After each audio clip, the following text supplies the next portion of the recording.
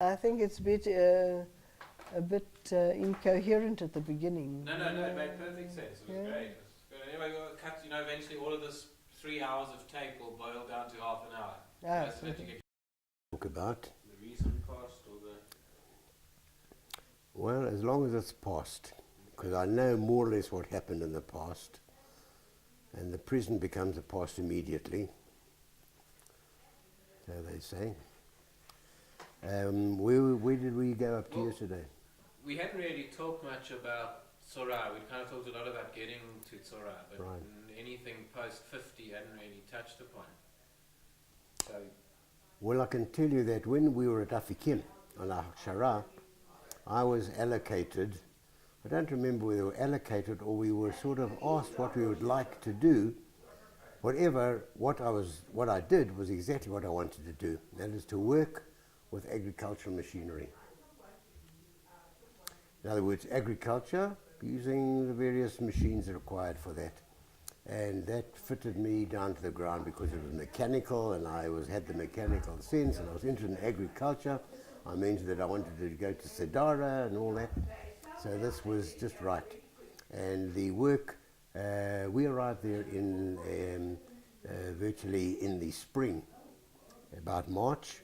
And that's already beginning the hot season. And in the Jordan Valley, the heat is pretty high throughout the summer. And workloads are usually allocated according to the heat situation.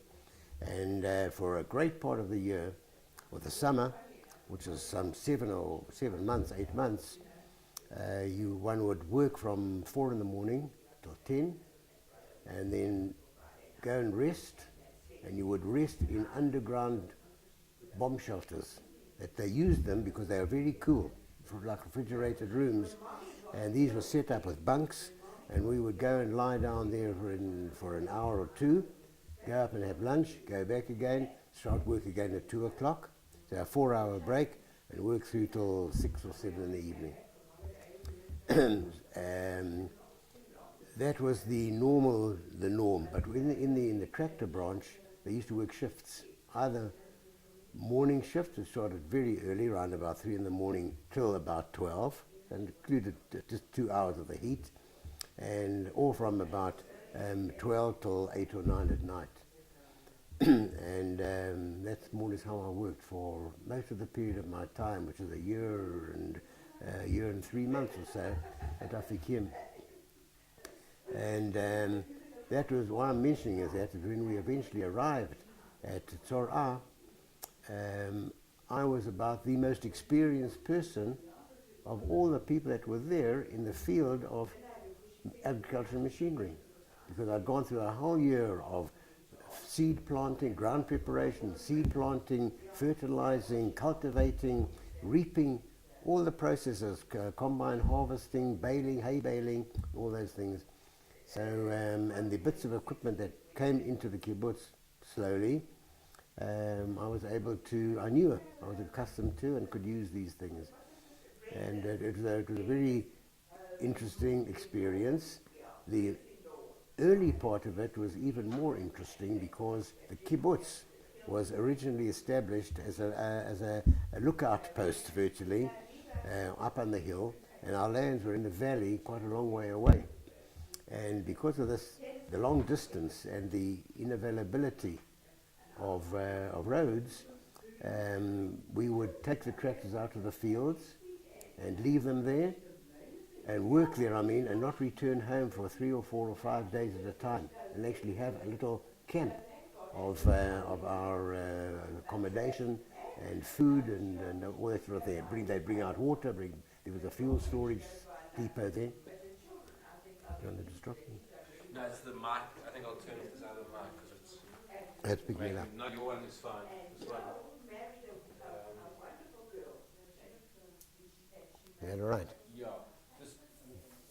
Just perhaps go again from But go out into the fields. you wouldn't want him to ask me to keep down a bit, maybe. It should be. It should be all right. Okay because the lapel mic couldn't pick them up. It was just a bit hard to hear you. But Go back to which part?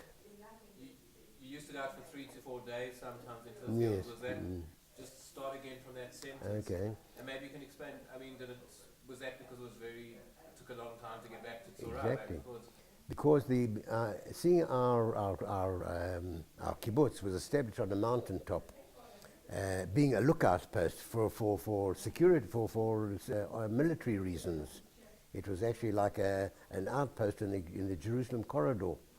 The borders being 5 miles to the north and 5 miles to the south. And you have this long corridor going through to Jerusalem. There was some sort of border activity, and it was a difficult process to take our agricultural machinery down onto the main road, which was quite a way to get there, through a very windy, muddy, sometimes path, and then along the road, and interfering with traffic, and then coming back at night. So that was out. So the way we would do it was go across the mountain, in sort of the mountain paths, rocky and very difficult, and hard on the tractors, hard on the machinery that you were taking, some machinery very, very wide. So it was obvious that our machinery would take once down to the work field and leave it there until that process was finished, and it could be a week, sometimes more. And during that period, we'd establish a little tent encampment for the machinery, fuels, oiling, tools, and sleeping and feeding. Food would be brought there daily, fresh food, cooked, or possibly some of it cooked, warmed up on the spot with primer stoves. And work would be done in that particular area and the fields surrounding it for a week or sometimes more. And in that period of time, we could get, if you're working shifts, you could get back to the kibbutz for a half a day and then go out with the food trucks and so on to change shifts.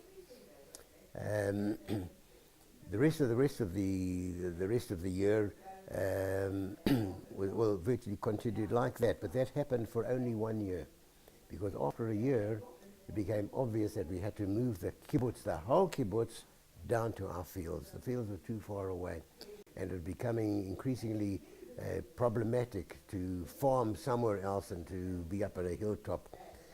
The main reason, one of the straw that broke the camel's back virtually, was our shepherd that never came home one day. And when we went to look for him, we couldn't find him or the sheep. When they sent out a search party, they found that he'd been murdered by